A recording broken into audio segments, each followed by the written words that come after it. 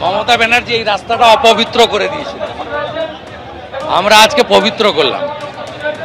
বিভিন্ন ক্লাব প্রতিষ্ঠান ডেকেছিল, আমরা সবাই শুনে চলে এসেছি। ওদের স্ট্রেংথ ছিল 500-700, হাঁটলো হাজারে হাজারে গোটা কলকাতা, কেউ কাউকে ডাকেনি।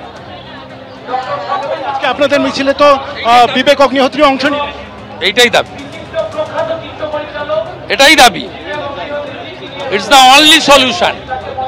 এতগুলো দিন হয়ে গেল এখনো রাজনীতি নেই, দল নেই, বয়স নেই, গোটা বাংলা 8 থেকে 80 সবাই বলছে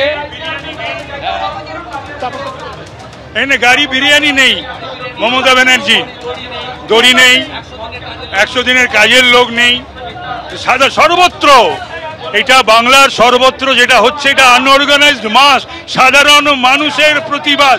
আমি আমার রাজনৈতিক জীবনে এত মানুষকে একসঙ্গে কোনো বিষয়ে পথে নামতে প্রতিবাদ করতে দেখিনি। ছেড়ে পালাবে 27 তারিখ, নবান্ন ছেড়ে পালাবে। মমতা বন্দ্যোপাধ্যায় যদি রাজ্যকে শান্ত রাখতে চান, যেভাবে ছাত্র সমাজ যুব সমাজকে খেপিয়ে তুলেছে, যেভাবে গোটা রাজ্যের মানুষ উত্তাল, যদি রাজ্যের মঙ্গল চান, হেলিকপ্টার চার্টার ফ্লাইট সবই আছে, রেডি রাখুন। নবান্নর মাথা থেকে 27 তারিখ চলে পালান। ঠিক যেভাবে শেখ হাসিনা পালিয়েছিল, মমতা বন্দ্যোপাধ্যায়কেও পালাতে হবে বাংলা ছেড়ে। কথা এখন একটাই, দফা এক দাবি এক, মুখ্যমন্ত্রী পদত্যাগ। 27 তারিখে মমতা ব্যানার্জিকে পালাতে হবে নবান্ন থেকে, এইটাই ডাক দেওয়া হচ্ছে।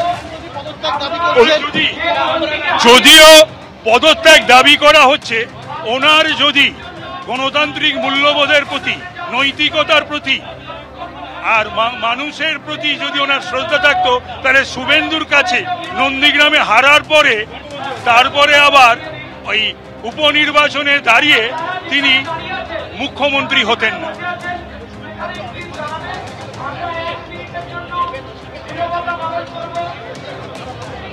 এর উত্তর ইনভেস্টিগেটিং এজেন্সি এবং হায়ার কোর্ট দিতে পারবে, কিন্তু আমরা চাই এটা একার কাজ নয়, অনেকের কাজ। আর কনস্পিরেটর যারা, Sandip Ghosh, Vineet Goyal, doctor SP Das, they should book. এদের ফাঁসি হওয়া চাই আইনের পরিভাষায়। যদি মার্ডার কেসে তারাও যদি কনস্পিরেসিতে ইনভলভড হয়, তাদেরও ফাঁসি হওয়া উচিত।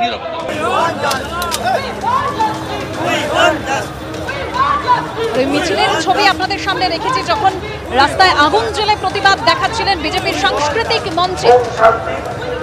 সাংস্কৃতিক মঞ্চের যে প্রতিবাদ, রাস্তায় আগুন জ্বেলে ডোরিনা ক্রসিং এ পৌঁছেছে সেই মিছিল করে তারা ডোরিনা ক্রসিং এ পৌঁছেছে। সেখানে রাস্তায় আগুন জ্বেলে প্রতিবাদ জানাচ্ছেন আরজিকরের ঘটনায়।